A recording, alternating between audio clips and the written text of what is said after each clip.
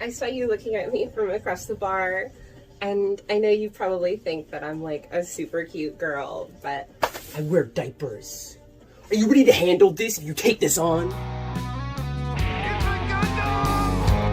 TikTok is arguably the site turning a whole generation's brains into mush. How many seasons are there? May, June, July, August. No. And single-handedly gassing up every mid in the country into thinking she could also bag herself a Chris Evans. Ideally, my husband needs to be making like $650,000. While it's also making sure that America follows the birth rate decline Japan is spearheading right now. Total girl boss energy mama.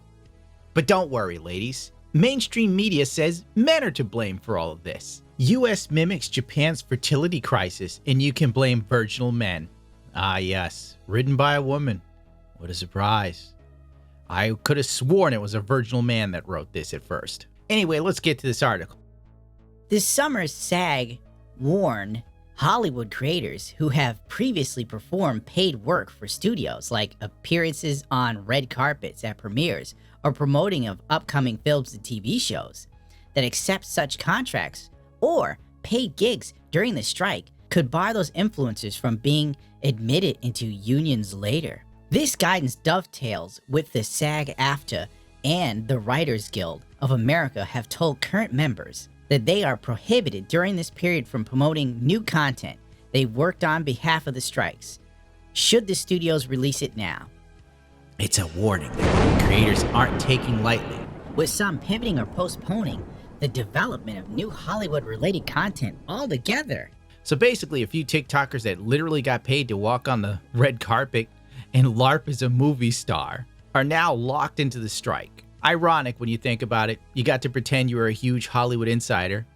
Now you have to go on strike for making phone videos while also looking for a part-time job as an Uber driver. We're casualties of this, one creator says. Jasmine Moore, a movie-focused content creator who has nearly 470,000 followers on TikTok, told insiders on a first-person account that she's asked her manager to pause sending new opportunities tied to studios, films, and launches. She's also gathered other creators on the picket lines to show their support. But the process hasn't been easy, she added. Moore says she's turned down multiple five-figure paychecks this summer to avoid running afoul of SAG-AFTRA rules, and has had to take up bartending to make ends meet during this painful financial crunch. How do you get like five-figure deals on a regular and save nothing? She said creators have experienced a mob mentality and harsh rhetoric from those who have taken up the mantle of policing influencers to ensure they don't cross the picket line. And she's experienced a heavy depression by having to forego creating content she loves or engaging in activities like cosplay. Oh my God, she can't dress up as Mary Jane Watson. What has become of the world? Could you imagine 10 years ago saying that there'd be people who would be depressed that they couldn't dress up as cartoon characters? Like, you'd expect sort of that from a kid. Like, oh, Susie's upset. She can't dress up as Gwen Stacy. Oh, how old is Susie? She's 29? What? We are the casualties of this, Moore added, explaining that some creators she knows have been privately raising questions about how long could the strike last and what it could mean for their financial well-being. The implicit message from the Actors Guild is this: we're the gatekeepers of the career you want. If you don't follow our rules, you won't be able to join us. That door will be closed to you, added Moore, who said she is worried about the creators who may abandon Hollywood entirely when this is all over. Could you imagine making TikTok videos for pennies a day? And now you can't make your TikTok videos because it might upset SAG-AFTRA people.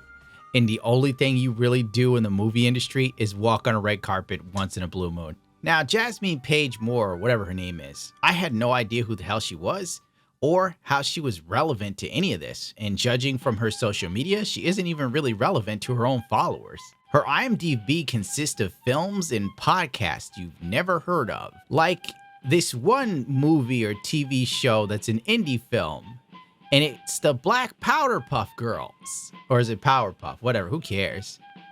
Obviously, nobody. Her career also consists of bad cosplay on TikTok and Instagram, while somehow being invited to red carpets. The saddest thing about it all is how all of these influencers have Getty images of themselves on the red carpet because they refuse to buy them. I mean, if she's getting 5-figure deals to show up and stand around to have her photo taken, then Hollywood is even more useless than we all ever imagined.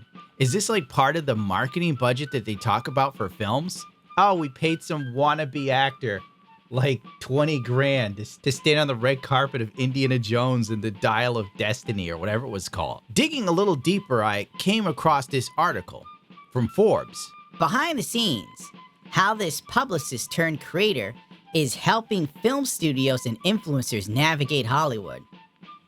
Too long didn't read it. This whole thing is basically that this publicist is kind of spearheading something I like to call rent an influencer. There's so much money in Hollywood right now that studios can afford to pay people no one's heard of to show up and walk on a carpet, 5-figure deal. It just doesn't make sense, but it's LA.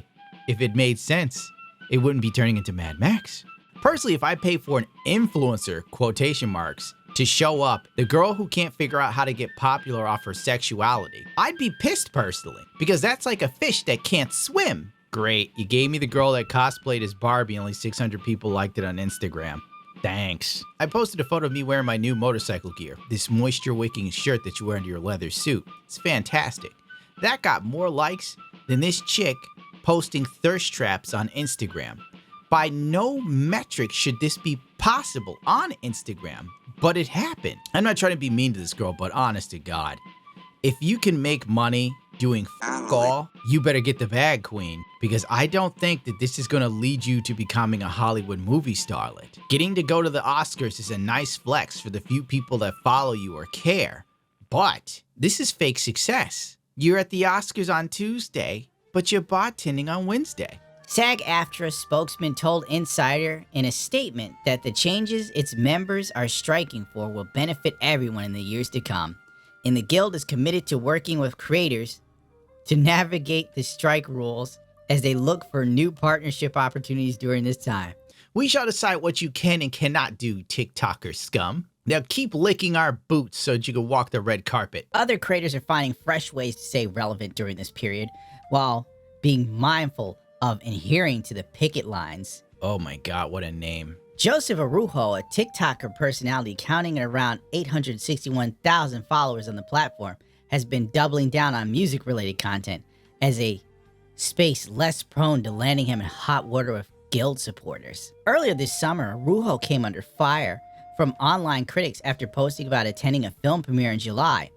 It was at that point I decided it might just be better to completely shift away from that kind of content, he told an Insider interview. This kid's Instagram presence is deader than my hopes and dreams. I've seen Roadkill with more traffic. Cinema Joe commands nearly 950,000 followers and is famed for his movie reviews and film-related content. Said he's in solidarity with the actors and writers as well, emphasizing that they're not asking for anything over the moon and are striking for essentially their basic need to survive. In an interview with Insider, he called other creators to hold the line. I may be facing a toll. Creators may be facing a toll because of the strikes. But you know who else is facing a toll? The writers and the actors, he said. He's told studios that he's withdrawing his services indefinitely, resume once the labor stoppages have ended. I'm making changes in my life to make sure that I'm going to be safe and okay, he explained, which could include taking a part-time job if necessary. This is a monumental time in history. Yeah, just like their last writer's strike nobody remembers. And if that means losing out on a couple brand deals and I can't promote a movie or two that's coming up, I will happily accept that. This is so much bigger than that. God, the dude acts like he's fighting in the goddamn Civil War. Once again, people I've never heard of that have almost 1 million followers and scarcely get 1,000 views. That's terrible reach from a content creator standpoint. If you ever need to prove that people that are popular on social media are living a fake life online, this is it. How do you get invited to red carpets and then need a part-time job if you're a successful influencer, quotation mark? And the strikers know these TikTokers are odds are dog shit broker than they are and don't really care. You better not do content we think is crossing the picket line from your bedroom, little mister, or you won't get to roll up the red carpet at the Oscars ever again. See if we let you LARP next to Harrison Ford. Cinema Joe at least gets decent views on his TikTok, but let's face it, if him doing videos called famous actors from your state is harming the movie scene, that's sad. This is more about control than anything else, and frankly, I don't really care. Ironically, I looked at Cinema Joe's Twitter, which is actually deader than DSP's, and he posted a tweet dunking on Drew Barrymore for returning to her show without the writer. This dude is so militant for the writer's strike, it's actually hilarious. Because you're never gonna get in on there. You're never gonna be part of it. You're not gonna write a show. You're not gonna be in a movie. They'll throw you scraps here and there when they need you to promote something to Zoomers who have the attention span of goldfish. That's the most you're gonna acquire. You know what? None of this really matters. It's all bullshit. If you've seen the trailer for Big Mouth, they've added Megan Thee Stallions onto the show. Aw, shit! Booty better than a pair. Your hormone monstrous Megan is here. She's famous for shaking her ass and sticking her tongue out. Frankly, I agree with Lord Victor. You know what? The writer's strike deserves less pay, not more. And he's right. If this is the crap that's coming out of Hollywood now, count me as I don't care. And you know what strike does matter? The auto industry strike. Because that will actually affect you if you are buying or selling a car. So get ready for things to suck even more, like 2020 bad, if not worse. The United Strikes of America. I'm trademarking that. And don't be a scab by trying to steal it.